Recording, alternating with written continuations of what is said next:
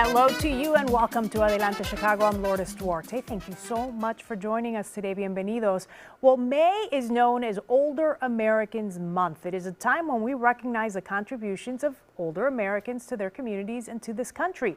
Casa Central is an organization that has been serving the Latino community since 1954. Offering many services to these older adults in our community. And so here to talk a little bit more about how you can benefit from some of their services is Marty Castro. He is the CEO at Casa Central, and with him is Mayra Quiñones, who's a director of senior services. Thank you both for coming in. Well, thanks for having us, Lourdes. It's always a pleasure. Of course, Casa Central serves such an important purpose here in Chicago, and it's been around, I couldn't believe it when you said it, more than 70 years now. This is our 71st anniversary this year. How has it transformed, particularly in the last few years, definitely since the pandemic, right? Yes, I mean, we started out in 1954 as a small storefront, Casa Central Evangelista, and now we are a multi-service, multi-million dollar, hundreds of employees serving thousands of people across the Chicagoland area with a focus on Latinos, but we serve anyone in need because the areas that we focus on, whether early childhood or older adults, are needs that so many communities have. And it's not just for help for older adults, it's early childhood education, a number of different resources that are needed in our community. We span the spectrum of life for individuals. Obviously today we want to talk about older adults because it's May Older Adults Month, but we have done everything from, we have generational support. We have folks who we served as children and we've served along as they've grown up, and we go out in the community and people say, oh, I was at Casa Central, or my mom or dad got services at Casa Central. So we are an institution and we're very proud of not only the reputation we have, but really the impact that we've had generationally in Chicago. It's certainly a landmark in Chicago, right? Okay, so Mayra, I want to bring you into the conversation because in May, we're focusing on this sort of stereotype that people have about older adults, which you say we need to change that, and that's part of your theme this year, flip the script, right? On aging. Yeah, on aging. Yeah, every May, every May and every year we celebrate the Older Americans Month.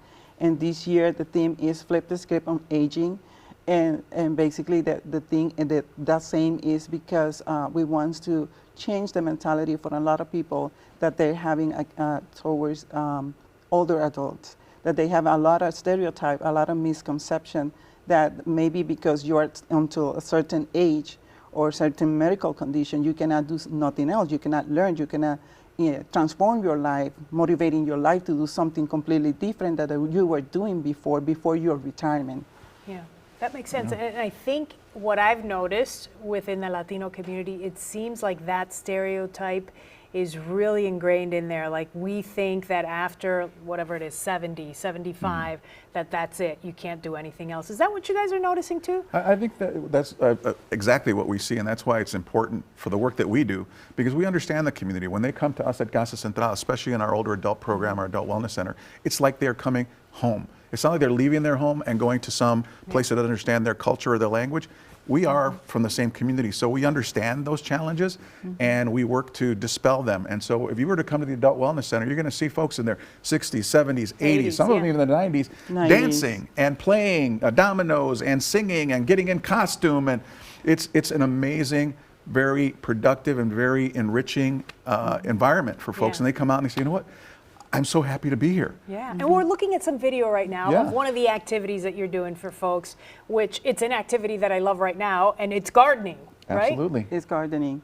It's gardening. And that's one of the activities that we are doing in the program, because we try to bring a lot of different activities for them for them not even to have fun, but at the same time they can learn something, they can enjoy, they can bring it to their homes. Like in that experience that they were planting, they were learning how to do an indoor garden. They wanted to have like cilantro, peppers, those things that they can use at home, but at the same time they're having fun. We are bringing different activities that we are trying to do, like the Older Americans Month is saying, to flip the script, like computer classes to the participants. Painting canvas. We had a participant that basically she was learning how to navigate in the internet, use a computer for the first time, and despite that she was very nervous, she decides, she's 85 years old, and she decides to learn how to make a computer. And for the first time in her life, she made a card for her daughter saying how much she loved her, that she feels so very proud about her. We have another participant that we bring canvas to paint in canvas. And he said to me, "You think with my hands I can paint canvas?" And I told him, "Why?" Because I was a construction worker all my life. And he showed me his hand, and I told him, "Yeah, you can do it." He paint a beautiful canvas, and he bring it to her daughter, and then he don't want to wait until the paint was dry. Can I bring it home? Can I bring it home? You need to wait to get the paint to get dry. And you know what I think? Creativity is one of those things that never goes away. Absolutely. You can have it your entire life, and having a hobby to really express yourself with that creativity is so helpful. It is, because most of these people after 60, after their retirement, they may be thinking, okay, this is over. I'm not working anymore. I'm not driving anymore.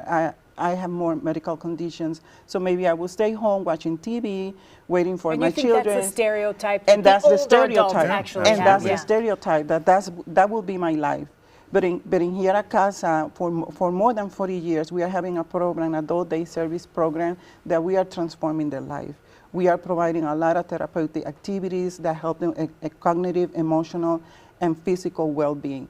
And through all those activities, we are saying to them, you can do it. Move, and let's do this. Do you think they're listening and that is changing their perspective? Have you noticed that shift? They are changing. They are changing because at the beginning, when they get in the program, most of them, they were feeling depressed, isolated. They were feeling that they don't want to. Sometimes they say, I'm here because I don't want to bother my children. I'm here because there's so many changes in my life or medical condition. But at the end, when they're getting involved and they can see other people involved in having the same situation, involved in all the activities that they're being active, one of the things that they're been saying is, since I've been here, I don't visit too much the hospital. I just go for medical regular checkup, and that's it. That's great to hear. Because I have more energy, I feel more happy. My attitude's a little bit better. The Absolutely. attitude. I know that a lot of social service agencies right now are obviously either they're struggling because of economic times or they're fearful of maybe funding being taken away from them. How are you guys kind of holding up? How are you doing? Well, certainly these are challenging times, not only for us, but for everyone in the sector. But this isn't the first time we've experienced challenges in the 71 years CASA's bet. been around, whether it was the pandemic or whether it was, the state budget crisis a few years ago, or even, as old as we are, the challenges during the civil rights movement in Vietnam. We have always had stresses on our organizations and especially on the communities that we serve. But not only have we survived, we have learned how to overcome these challenges to thrive.